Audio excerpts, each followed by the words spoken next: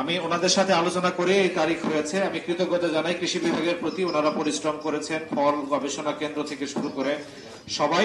আমি জাস্ট আমাদের যে ক্যালেন্ডার প্রতি বছর ঐতিহ্যগতভাবে করা হয় সেই তারিখটি ঘোষণা করছি সকলের জ্ঞাতার্থে, এবং আমি আশা করি রাজশাহীর শান্তিপ্রিয় মানুষ এবং ব্যবসায়ীরা এই নিয়ম নীতি মেনে চলবেন এবং আমাদের দীর্ঘদিনের যে ঐতিহ্য আমের সেটি ধরে রাখার ক্ষেত্রে সহযোগিতা করবেন। আমাদের যে তারিখ সকলের সাথে আলোচনা করে নির্ধারিত হলো, সেক্ষেত্রে গুটি আমের তারিখ হচ্ছে 15ই মে। সকল ধরনের গুটি আম 15ই মে। 25 মে থেকে গোপালভোগ এবং রানী পছন্দ। 30 মে থেকে ক্ষীরসাপাত। 25 মে থেকে লক্ষণভোগ বা লখনা।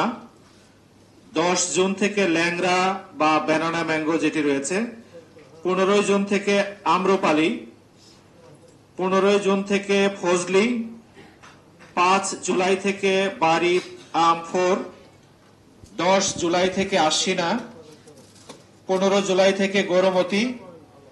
20 আগস্ট থেকে ইলামতি।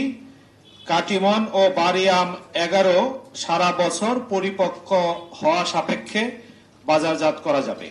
আমরা আশা করি যে তারিখ ঘোষণা করা হলো, আমাদের সম্মানিত চাষি যারা রয়েছেন, ব্যবসায়ী যারা রয়েছেন, সেটি শতভাগ প্রতিপালন করবেন। মিডিয়ার যারা সম্মানিত প্রতিনিধি রয়েছেন, আপনাদের কাছে আমরা সবিনয়ে অনুরোধ করব, কোথাও কোনো অসঙ্গতি দেখলে আমাদেরকে জানাবেন। আমরা সম্মানিত কৃষকদের বুঝিয়ে নির্ধারিত সময়ের আওতায় নিয়ে আসতে চেষ্টা করব।